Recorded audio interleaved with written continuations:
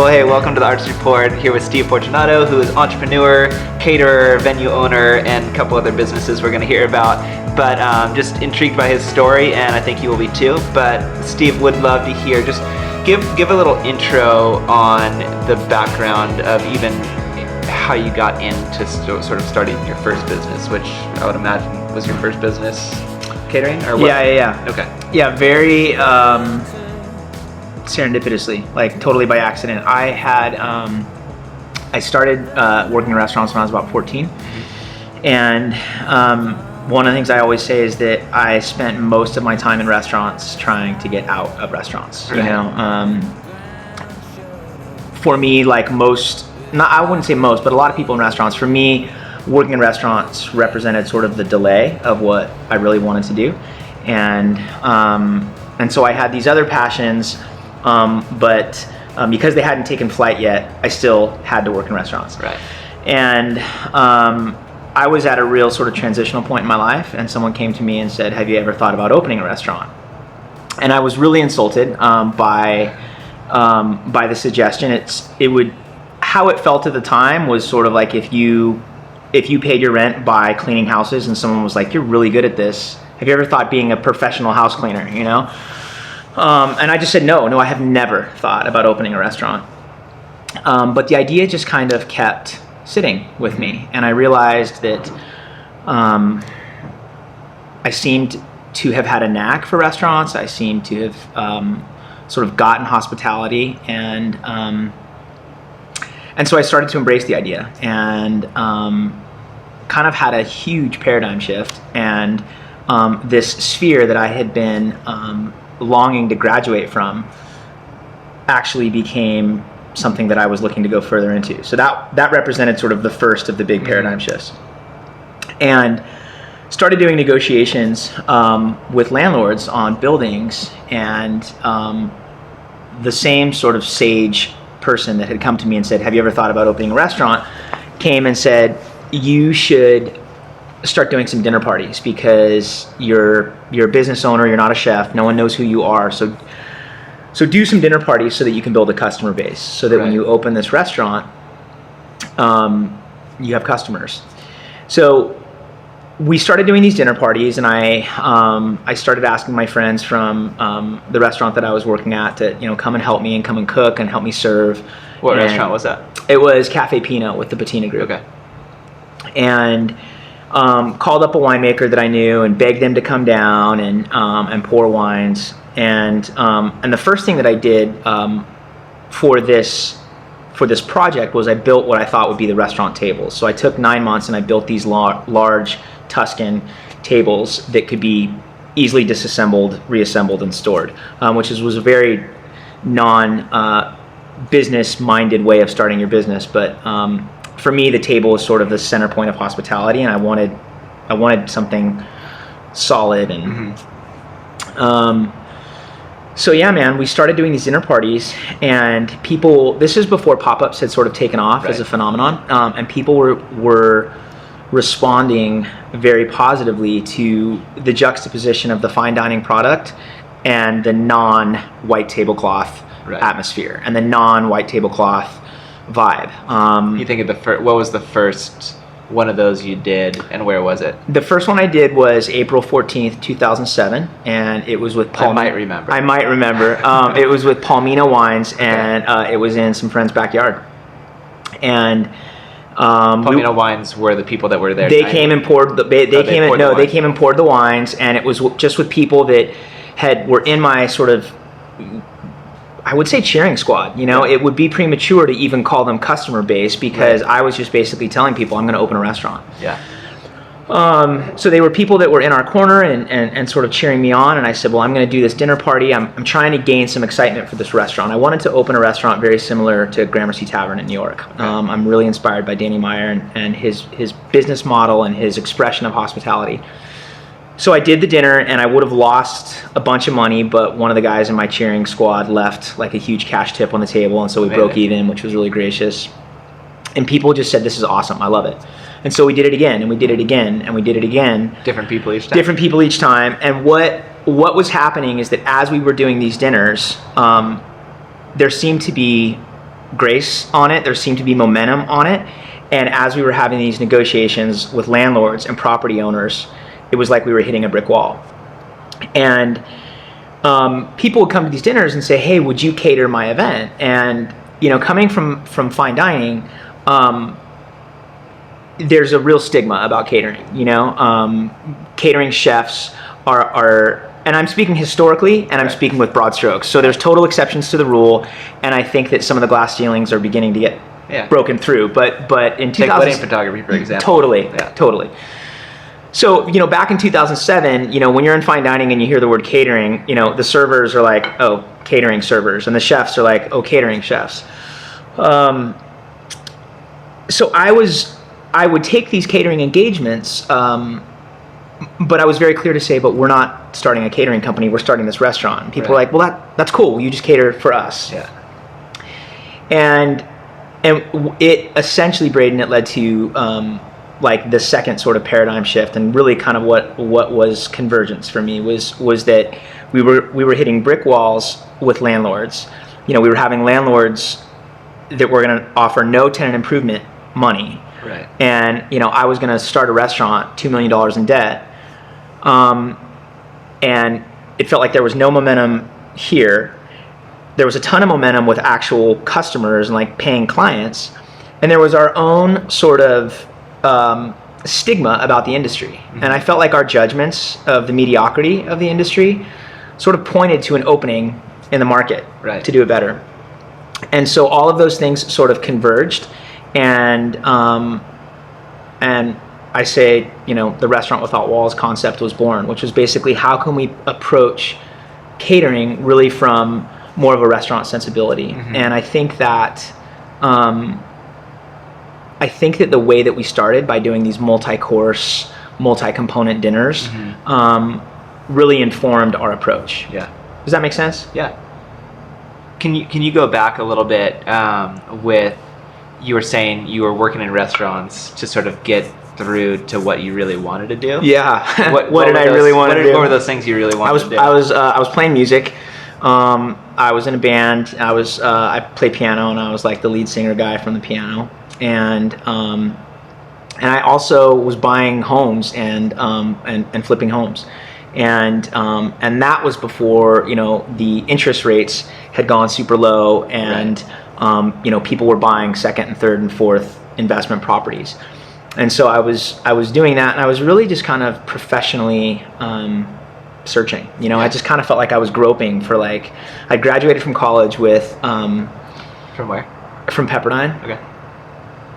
With a definitely enhanced sense of relationships, and I grew a lot in college, and I found that college was transforming, but I didn't come out with any sort of professional trajectory. Mm-hmm. So you sort of had the second paradigm shift. Other question I wanted to ask was, the person who was sort of your cheerleader, the person who originally said, hey, why don't you open a restaurant? Why don't you do this? Was that a friend, or was that someone like a regular person that came into the restaurant? No, yeah, that was a friend. Okay. I call him a seer. He's one of those guys that I just think has a real ability to see people and tell them the hard truths. Part of the reason why I was really insulted is that he was involved in music. Gotcha. And so I really wanted his validation of my musical pursuits, and so him coming to me as someone involved in the music business and saying, have you ever thought about opening a restaurant? Sort of by default. Shattered. Yeah, well, by default, it's saying don't quit your day job. Right. Which I'm really glad he told me, because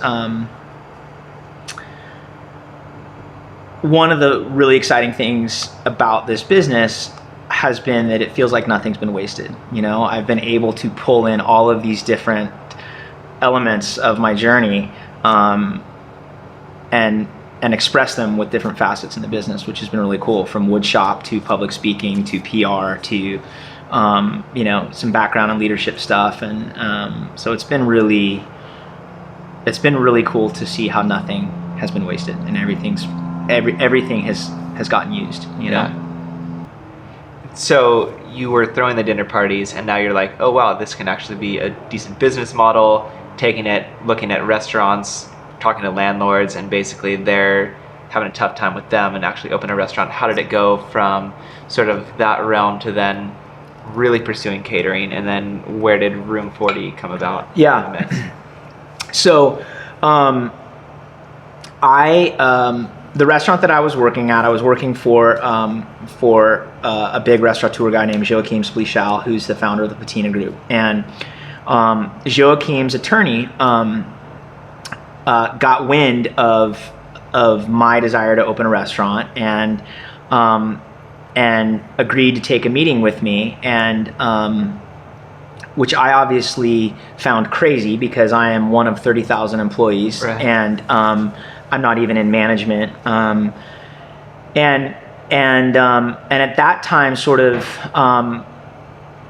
began going with me down the journey of opening a brick and mortar restaurant, and sort of rallying a pool of investors and writing a private placement memorandum, and that was sort of this one whole trajectory. Mm-hmm. And while that was happening, I was doing these dinner parties. Right. And this was very exciting and flattering, and meeting with very wealthy people and household name investors. Yeah. And this was like super grassroots. Right. I didn't know anything about catering. I didn't know anything about rental companies. I went on Craigslist and I bought apartment stoves, and I rigged them to propane, and I would get a U-Haul truck, and we would like be loading apartment stoves and camping stoves and tables. Like, this was as grassroots as it gets, and this was sort of like having meetings with the attorney of some household name chefs. And we kept hitting brick walls here, but I had a hard time letting this go because this was very flattering, right. And it was very encouraging, and this felt like very grassroots and very like this was going to be the long road, right. Like I had written in a salary for myself with these business plans, and this is like, I don't know if I'm ever going to make any money with this, and I was a newlywed at the time. And basically we kept hitting brick roads here. This kept getting momentum. And after a series of brick roads, the attorney actually said, I am representing a lady who is selling her catering company. It's one of the largest catering companies in the city. She's very concerned about who takes it over because of sort of legacy issues. I think you should look at this deal.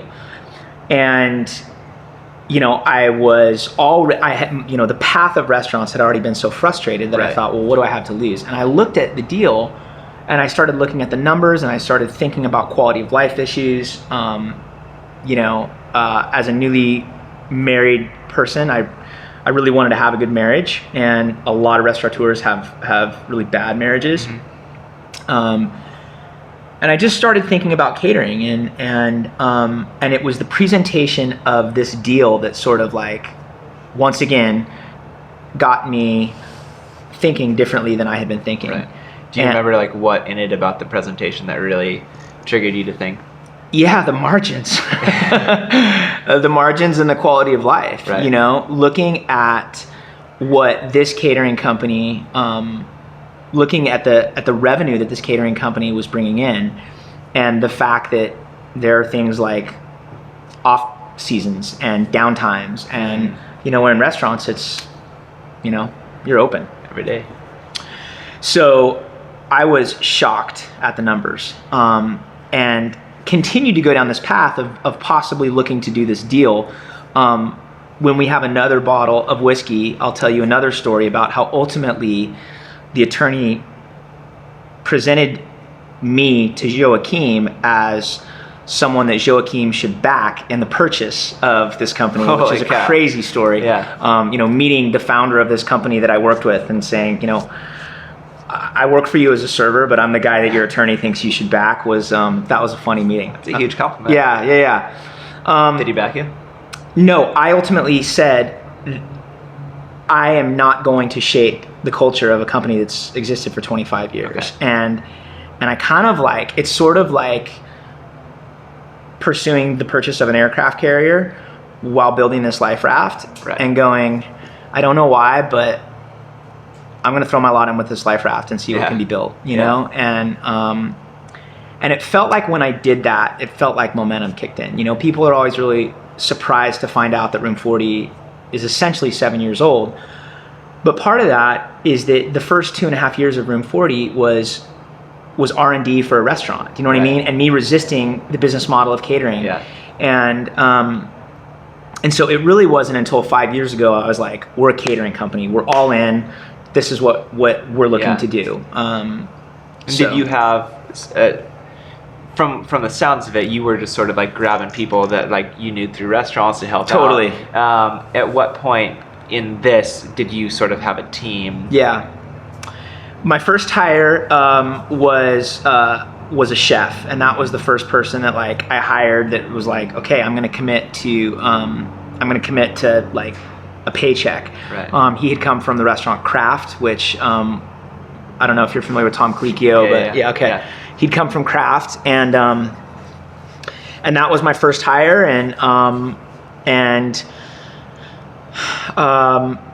you know, I think my next hire would have been my buddy Matt, and I would have hired him as like the operations, you know, wearer of all hats that weren't on me or that weren't on the chef. And these guys would have taken low pay and would have been working like beasts. Yes, would have been. Yeah. So you didn't hire them? No, I did hire them. Yeah, I did hire them. And then the company just continued to grow, and the roster continued to grow. Neat. And then, because I feel like the whole process of being someone who has an idea, someone who's like taking and doing a grassroots thing, then all of a sudden running a team, running a company, you know, that element of bringing on a couple people. Can you talk a little bit about the process of actually growing a team and how long that sort of took? Obviously, it's probably still more for you, but just how that was even for you of like learning how to manage friends, which is not exactly easy sometimes. What was that all like? That's been hard. Yeah, that's been hard. I would say that managing people and managing cash flow are the two hardest things that I've had to learn. Mm-hmm. And obviously I'm still absolutely learning how to do it better. I think when you say what was that like,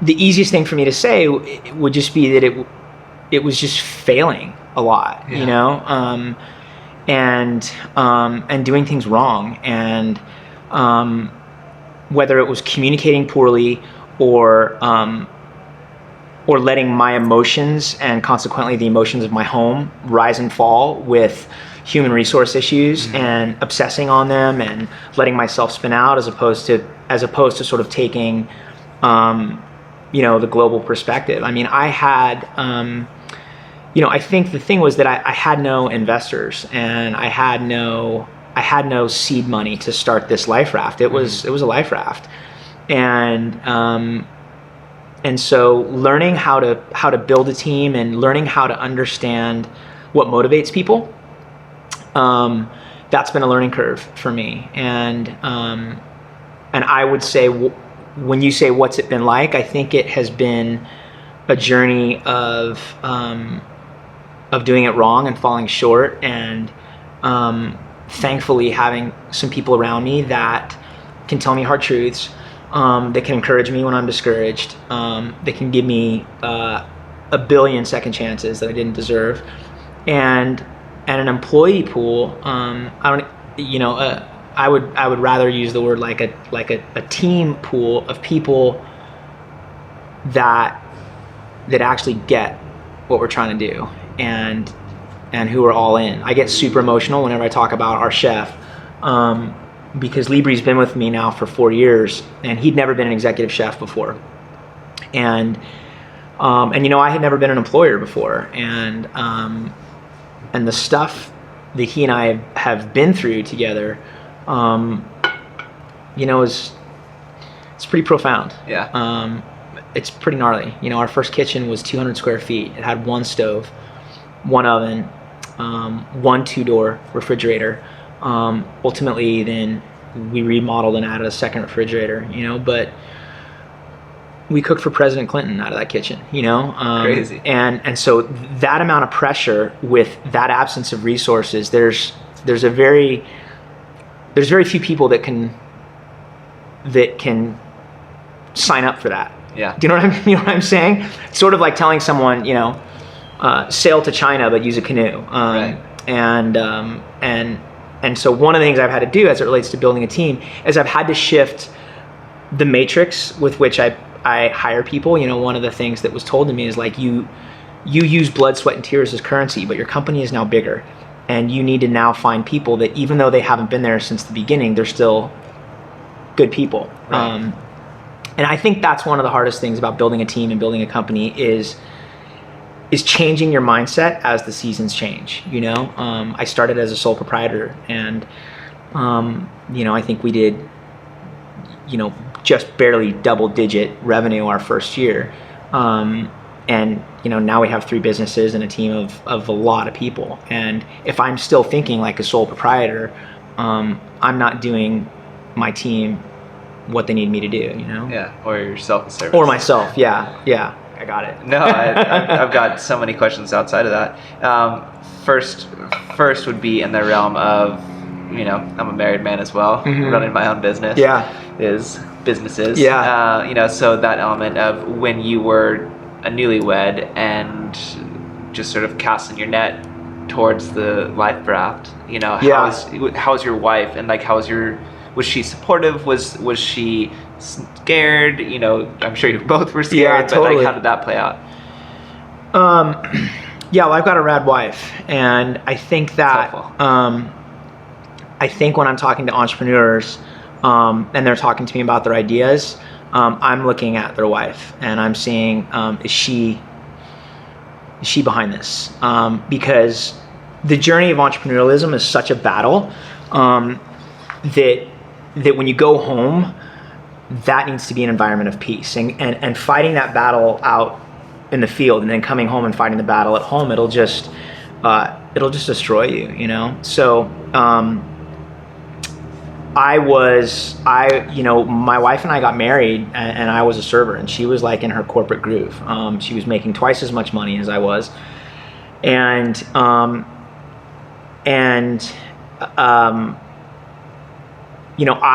she met me when we met on a plane, and I was unemployed when she met me. And somehow my wife was able to recognize things in me that I feared were long gone, And so as I was exploring different professional pursuits, she was patient with my process, and she was supportive with my exploration. For some reason, she trusted me. Yeah.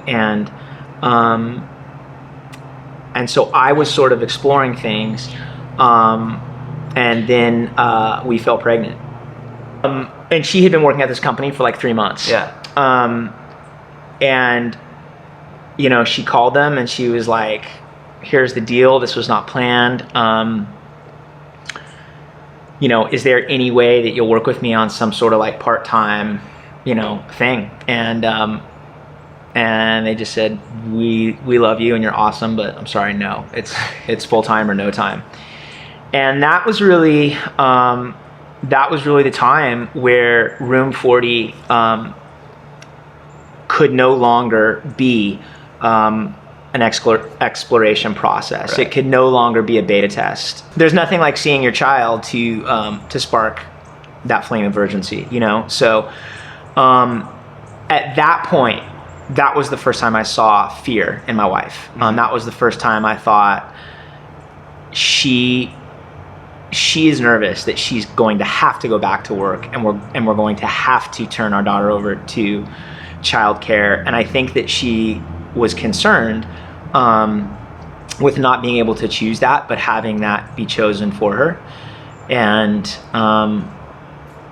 somehow, man, that didn't happen. Somehow we were able to just take step after step. What does that pressure do for you? Like, just sort of knowing that your wife is a little stressed. Now all of a sudden everything's riding on your shoulders. You're starting a business. It's not really started yet. Yeah. Like, internal, like, how do you process stuff like that? Yeah. I didn't know this about myself prior to this, but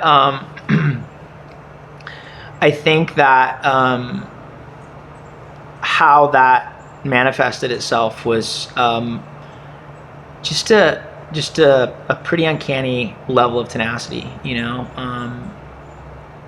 I mean, the early days were pretty gnarly, and pushing myself harder than I thought I could push myself, and enduring things that I didn't think I could endure. And if you would have come to me and said, you're going to start a business, and in 7 years' time, here's what the business looks like. Right. But for the next 3 years, this is what life is going to look like. Yeah. I would have said, no way. Really? Yeah. At the front end. Yeah. Does that make sense? Right. Now, I wouldn't trade it for the world. Right. Because it's shaped me. Totally. Do you know what I'm saying? And there's something about challenge and hardship, mixed in with moments of reward and just great accomplishment that I think really serve to shape a person. Do you know what I'm saying? And so this journey of business and family and building a team and, you know, building a marriage and a family while I'm building a team, it's just, you know, I just turned 40 2 weeks ago, and it's just like, my sister actually wrote in a card, she was like, this has been a big decade, and it has, you know, like I became a husband, a father, and an owner of 3 businesses in the last 10 years, you know, so it's been a formative decade for sure. I'm a big believer that if you want to stay a leader, you need to stay a learner. And so I'm really passionate about learning. I think that when you presume that you know everything, you've immediately cut yourself off from opportunity. So whatever sphere I am in, I wanna learn, because I just want to grow. And so I was like, let's sit with some people who've been married and talk about doing marriage well. And one of the things they said, you're engaged right now, so you're not going to remember a lot of practical wisdom. Here's the one thing we'll say: have your marriage in community. Have a couple people that like you can go to that know everything about your marriage. Don't isolate your marriage. Don't try to do it on an island.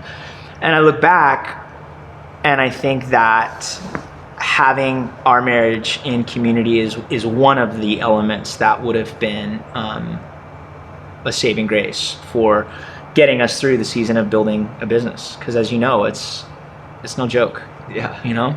Totally. And you had kids in the mix. I had kids in the mix, yeah. Brutal.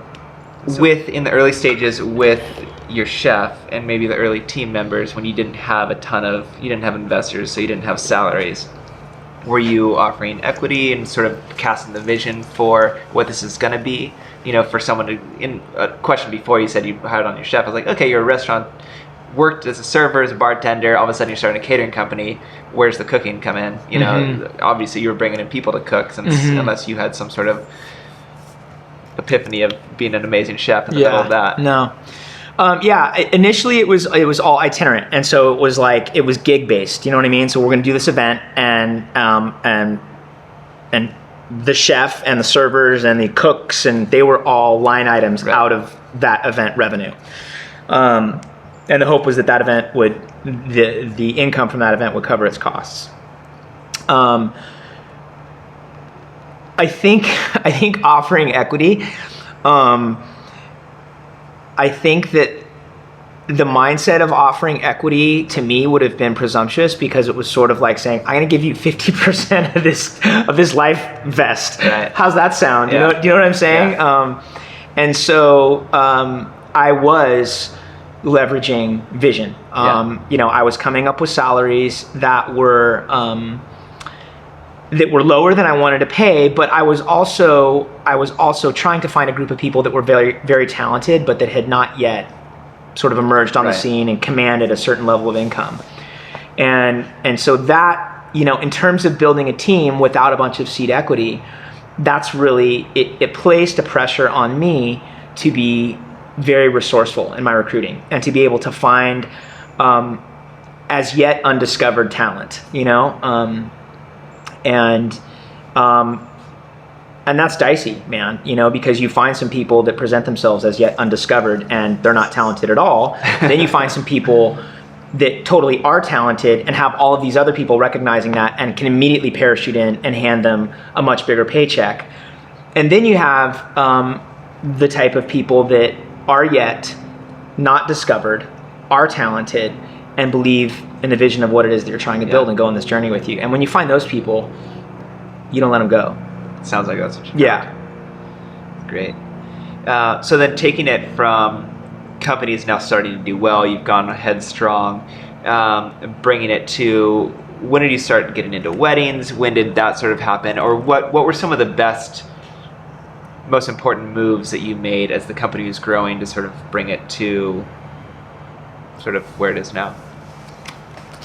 Or are there moments that you can think of? Yeah, most important moves.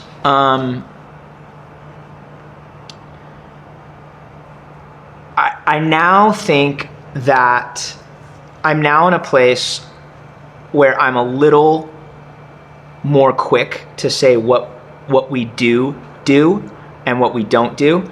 I'm a little more quick to understand our strengths and our weaknesses as a business.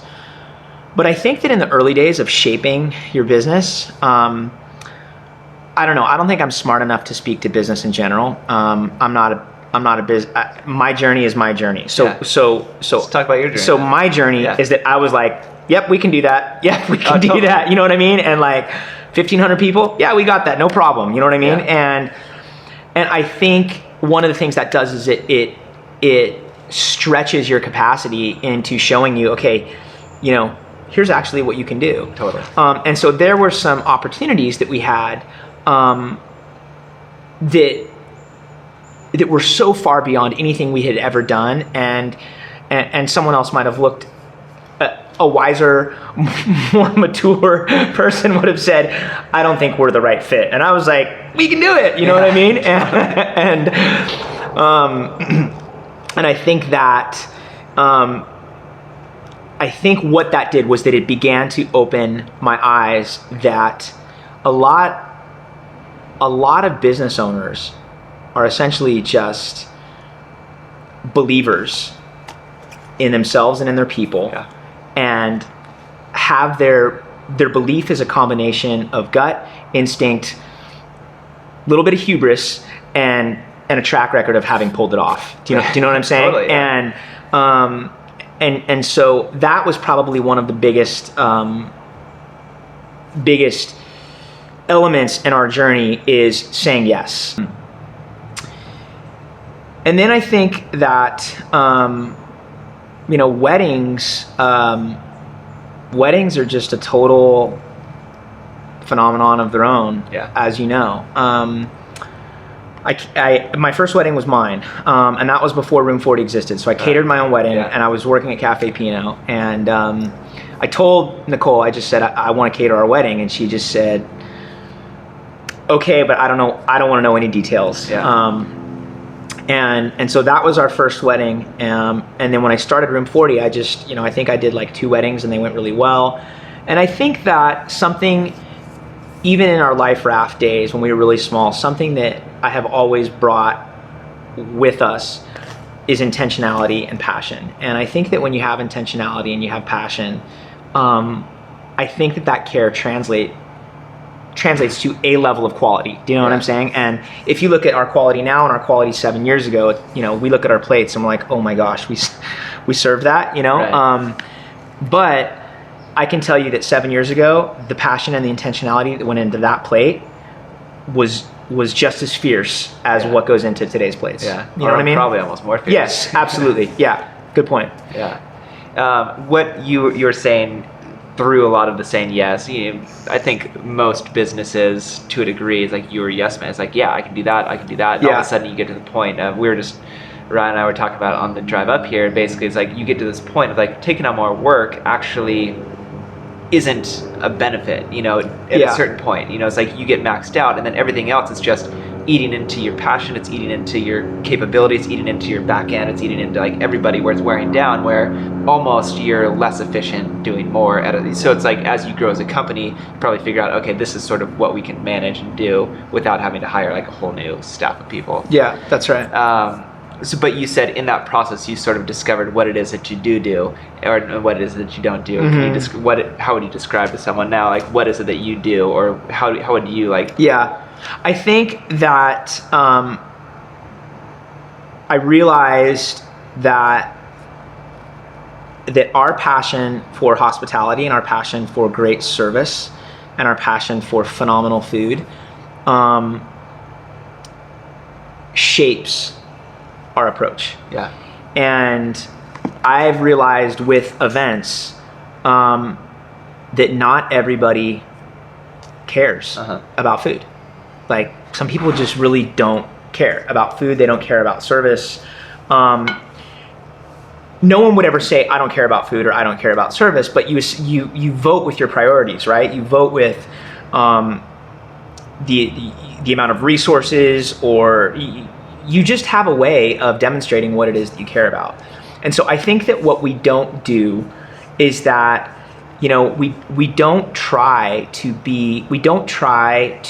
force ourselves into that, like, just, we're going to drop off some food and, like, we can do this really quick and really easy. And, you know, like, here's some, you know, yeah, we can do a quick buffet. And, you know, I think that it's just the way that we think. You know, some caterers are going to open cans of salad dressing, and some caterers are going to make their own salad dressing. And Libri is determined in making his own vinegar for his own salad dressing.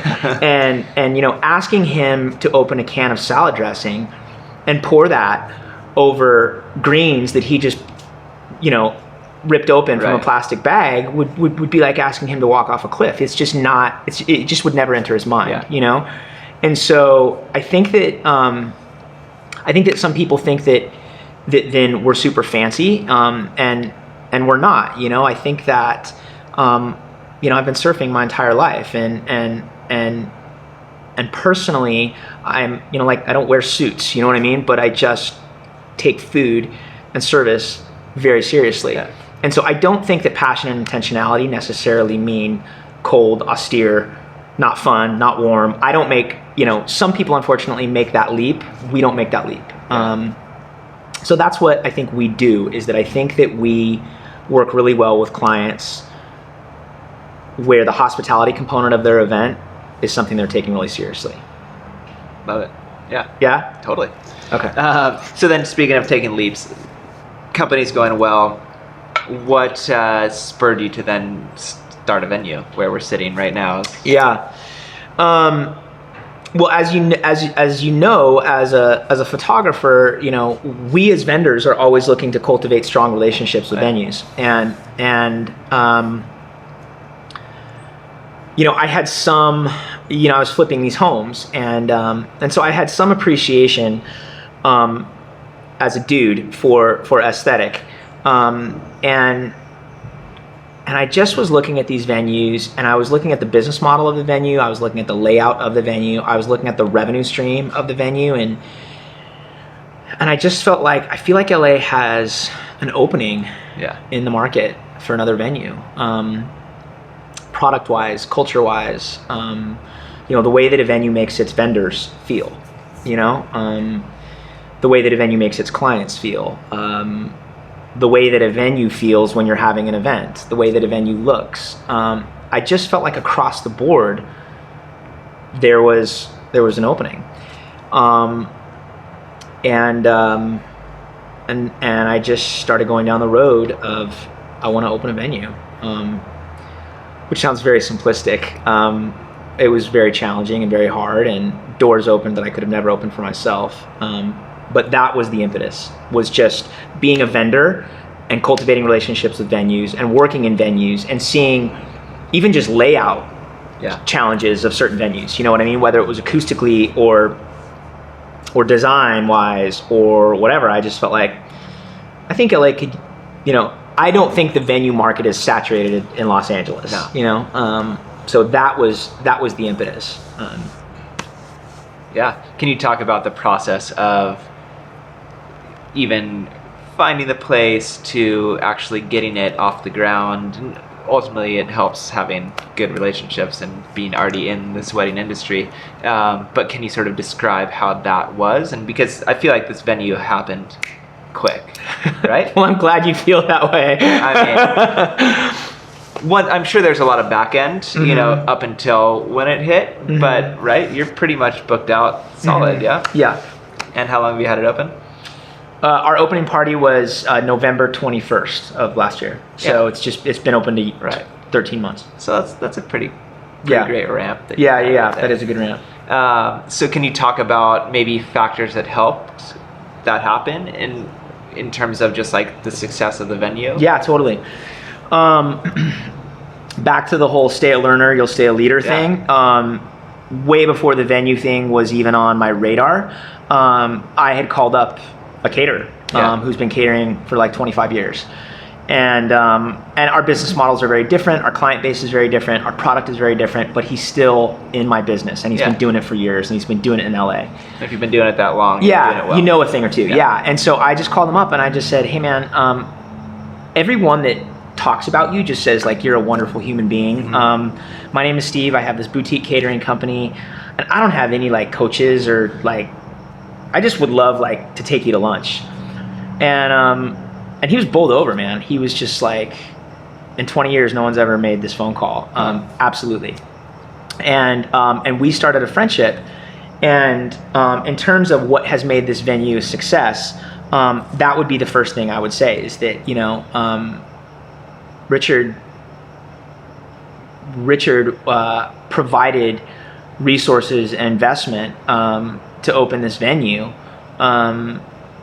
as technically a competitor, although I think we've only been up for the same job like 4 times. Right. And it's 1-3. He's winning. I've gotten 1. So that, you know, having that relationship, you know, when we were 3 times over budget and, you know, we need another check, having that relationship was probably one of the first things that I think has made this venue a success. I approached Emily Henderson and I emailed her and I said, will you have a cup of coffee with me? And she said, why don't you just email me the details? As all good celebrities, she kind of wanted to keep everything at an arm's length. And I said, just meet me for a cup of coffee, you know? And I told her what I wanted to do. And she said, okay, let's do it. And, you know, it was really a result of Emily. You know, girls were booking this space when there were tractors in here and it looked like a bomb had gone off. Based on Emily's reputation and Emily's aesthetic alone. And so in terms of the feeling that you get when you walk into the Fig House in terms of what the colors say to you and what the furniture says to you and what the lighting says to you, you know, I really credit Emily with that. And how did you know Emily? I didn't. Okay. I like got her email from, you know, people in our mutual community. Okay. And you just knew that she would be someone that why did I pick Emily? Yeah. Well, I think that our industry is in terms of the people that are actually booking venues, it's predominantly women, and I felt like her aesthetic and her approach was going to be a fit. And I felt beyond that, I felt like Emily was someone that I could work with. I felt like Emily was someone that in spite of her success and in spite of her, you know, whatever acclaim in the design world, I never felt like, oh, well, she's the designer and I can't, you know what I mean? Like, I think we had a really healthy understanding of like, you're the designer, I'm the owner. Yeah. We got to meet in middle, you know? And so we just had a really strong working relationship. And I just felt like there's something about Emily that is responding really well to young females, you know what I mean? And so that's predominantly a venue client. And so picking her was the second thing that I think really made the venue successful. And the third thing would be, and you know, part of this has to do with Emily. The third thing would be community. Part of that would be Emily's community. as I said, people were booking it before we were done with construction. But then part of it would be our community and just the virtuous nature of our community and how how fast things travel. That really helped. Yeah, man, it's a really, really cool space. Thank you.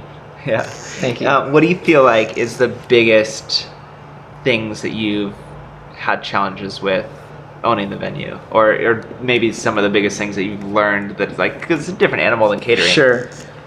City compliance and neighbors. Right. So that's an apartment building. This is an apartment building. And basically about 10 years ago, the city of LA went in and they rezoned this corridor residential. This property has always been commercial. Yeah.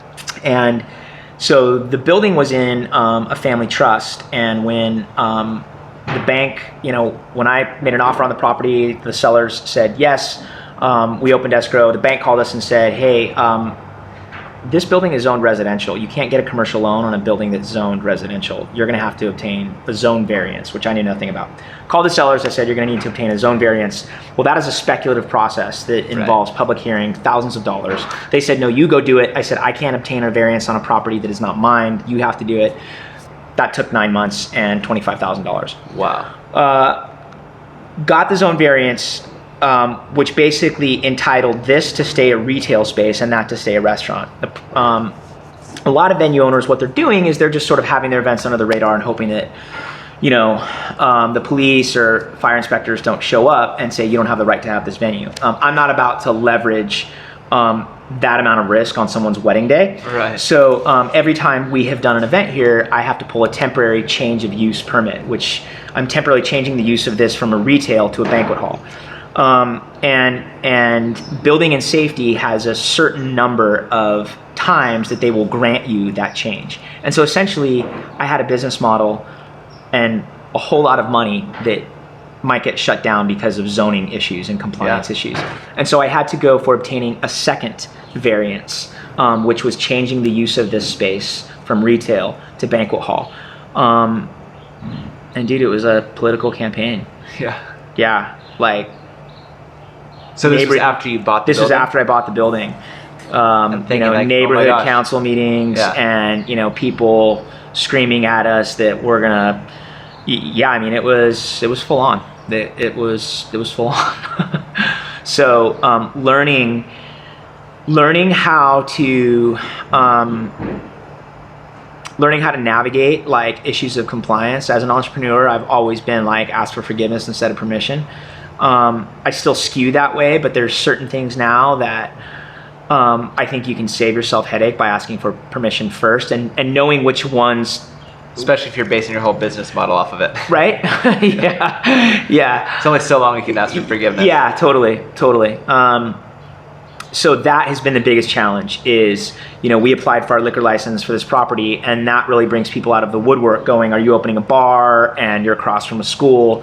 Thankfully, we had, unanimous support from the school principal and the assistant principal and a lot of community members coming out of the woodwork and saying, we're in support of these guys. But there was a lot of people that were not in support, and figuring out a way to navigate that with grace and let your detractors feel heard. But also at the end of the day, say, I'm sorry, we've bought this property and we're going to try to operate our business here, and we're going to try to be as phenomenal neighbors as we can, but at the end of the day, some people just don't like you because they have picked a reason to not like you. And they would rather have an abandoned, 2-year abandoned bike shop and a rundown Chinese restaurant occupy that property. So figuring out how to navigate those relationships, that's been the biggest challenge of owning the venue. Well, man, any sage words of wisdom to fellow entrepreneurs out there of just biggest thing, like within the process of going from solo entrepreneur to managing people to then now, what is the third business that you have, by the way? So I opened Room 40, Okay. and then I opened the Fig House. And after I opened the Fig House, I realized I think I'm going to open more businesses. And so we opened an umbrella company called the Hospitality Collaborative. Okay. And you know, I can't tell you now, but we're pretty far along merging with a third company that you would know, having them join the Hospitality Amazing. Collaborative community of businesses. And so the third company is the umbrella company. Gotcha. Okay. So I thought that was just sort of like the name that's like putting everything underneath. Yeah, Hospitality Collaborative is the umbrella. So there's Room 40, there's Fig House, and then I think there's going to be a third entity. So now there'll be 4 companies. Have fun. Yeah. Well, cool. And then back to the sage words of wisdom. Oh gosh, sage words of wisdom. Yeah, just through that whole process of like, what would you think would be if you could look back at your young self, your young newly married self, Yeah. and say, hey, this would really help. It would save you a lot of pain and a lot of money, and maybe some friendships if you did this. You know.